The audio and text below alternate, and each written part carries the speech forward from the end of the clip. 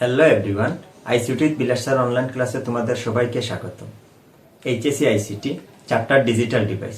আজকে digital device চ্যাপ্টারের topics হবে বিভিন্ন সত্যক সারণী থেকে লজিক্যাল ফাংশন বের করার নিয়ম।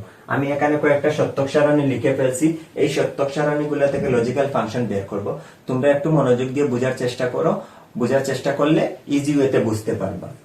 এখানে একটা সত্যক সারণী দেওয়া আছে, ইনপুট লাইন আছে তিনটা, আউটপুট লাইন একটা। আমরা কিভাবে বের করব দেখো, এখানে আউটপুট লাইনের যেগুলা ওয়ান আছে ওয়ান গুলা হিসাবে আসবে। এখানে প্রথমে ওয়ান আছে, এইটা ওয়ান বরাবর যদি ইনপুটের ঘরে হিসেবে আসি, এ বি সি তিনটার মানে জিরো করছে, so A not B not C not হবে। মান যদি জিরো থাকে তাহলে প্রত্যেকটার উপরে নট বসবে, আর যেটার মান ওয়ান হবে সেটার উপরে নট বসবে না। তারপরে এই ওয়ানটা হিসেবে আসবে, মিডলে আমরা প্লাস সাইন দিয়ে দিব। এই ওয়ান হিসাবে আসলে এর মান জিরো, বির মান ওয়ান, সির মান জিরো, তাহলে হবে এ নট বি সি নট। যেগুলার মান জিরো এইগুলার উপরে নট সাইন বসবে, যেটার মান ওয়ান এটার উপরে নট সাইন বসবে না। তারপরে ওয়ান পাইছি এইটা, এইখানে যদি আমরা আসি তাহলে এর মান ওয়ান, বির মান জিরো, সির মান ওয়ান পাইছি। আনসার হবে এ বি নট সি। সর্বশেষ যেটা ওয়ান পাইছি, তিনটাই ওয়ান, আউটপুট হবে এ বি সি। কারণ এখানে এর মানও ওয়ান, বির মানও ওয়ান, সির মানও ওয়ান, সুতরাং কোনোটার উপরেই নট বসবে না। আমি আবার একটু বলে দিচ্ছি, শুধু আউটপুটের ঘরে যেগুলো ওয়ান আছে ওয়ান গুলো হিসাবে আসবে। এই ওয়ান বরাবর ইনপুটে আসবে A B C, A B C তিনটা মানে জিরো পাইছি, এর উপরে নট বসবে, বির উপরে নট বসবে, সির উপরে নট বসবে। তারপরে এইটা ওয়ান পাইছি, এ বি সি এর মান জিরো, বির মান ওয়ান, সির মান জিরো, তাহলে শুধু এর উপরে নট বসবে আর সির উপরে নট বসবে। বির মান ওয়ান থাকার কারণে বির উপরে নট বসবে না। আবার এইটা ওয়ান পাইছি, এ বি সি এর মান ওয়ান, বির মান জিরো, সির মান ওয়ান, শুধু বির মান জিরো থাকার কারণে বির উপরে নট বসবে। সর্বশেষ এইটা ওয়ান পাইছি, ওয়ানের বেলা তিনটাই ওয়ান, কোনোটার উপরে নট বসবে না। আমার লজিক্যাল ফাংশন বের হয়ে গেছে। এখন এইটাতে যদি আসি, ইনপুট আছে দুইটা, আউটপুট আছে একটা, তাহলে আউটপুট হিসেব করে করে আমার লজিক্যাল ফাংশন বের করতে হবে। এখানে এই ওয়ান বরাবর যদি ইনপুটের ঘরে আসি, এর মান জিরো, বির মান জিরো, এর উপরে নট বসবে, বির উপরে নট বসবে, মিডলে প্লাস সাইন। তারপরে এইটা ওয়ান, ওয়ান বরাবর যদি আসি, এর মান ওয়ান, বির মান জিরো, তাহলে আসবে A B not.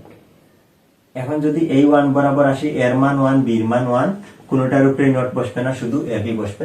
Logical function বের হয়ে গেছে। যদি লজিক্যাল ফাংশন সরলীকরণ করার কথা বলে তাহলে তোমরা সরলীকরণ করে নিবা। এখন যদি আমি এইটাতে আসি, এইটা একটু বড় ট্রুথ টেবিল দেওয়া আছে, ইনপুট লাইন আছে তিনটা দেওয়া, আউটপুট শুধু একটা এক্স। এই ওয়ান প্রথমে আউটপুটের ঘরের ওয়ান ধরে ধরে হিসাব করতে হবে। এই ওয়ান বরাবর ইনপুটের ঘরে আসলে এ বি সি তিনটার মানে জিরো, তাহলে তিনটার উপরে নট বসবে, A not, B not, C not, plus এটা ওয়ান। ওয়ান বরাবর আসলে এর মান জিরো, বির মান জিরো, সির মান ওয়ান, এর উপরে নট বসবে, বির উপরে নট বসবে, সির মান ওয়ান থাকার কারণে সির উপরে নট বসবে না। তারপরে এই ওয়ান বরাবর যদি আসি, এর মান জিরো, বির মান ওয়ান, সির মান হয়েছে জিরো, তাইলে এ নট বি সি নট হবে, এ নট বি সি নট। যেটার মান জিরো এইটার উপরে নট বসবে, যেটার মান ওয়ান এইটার উপরে নট বসবে না। একটা, দুইটা, তিনটা। তারপরে এইটাতে যদি আমরা আসি, এই ওয়ান বরাবর আসলে শুধু এর মান জিরো, এর উপরে নট বসবে, বির উপরে আর সির উপরে নট বসবে না।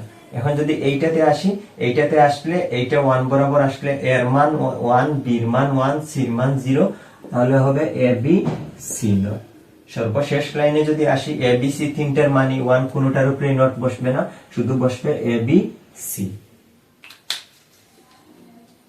এখন যদি এইটাতে আসি, ইনপুট লাইন আছে দুইটা, আউটপুট একটা, জিরো এইটা আসবে না, জিরো এইটা আসবে না, শুধু ওয়ান বরাবর এই লাইন আসবে, এর মান ওয়ান, বির মান জিরো, তাহলে হবে এ বি নট। এই ওয়ান বরাবর যদি আমরা আসি, এর মান ওয়ান, বির মান ওয়ান ইনপুটের ঘরে, তাহলে শুধু এ বি বসবে। আমি এখানে চারটা ট্রুথ টেবিল থেকে বা সত্যক সারণী থেকে লজিক্যাল ফাংশন বের করে তোমাদের দেখিয়ে দিয়েছি। আশা করি তোমরা বুঝতে পেরেছো বা চেষ্টা করলে তোমরা পারবা। আরো কয়েকটা তোমরা নিজে থেকে চেষ্টা করবা। আজকের ক্লাসে এতটুকু পর্যন্ত। ধন্যবাদ সবাইকে।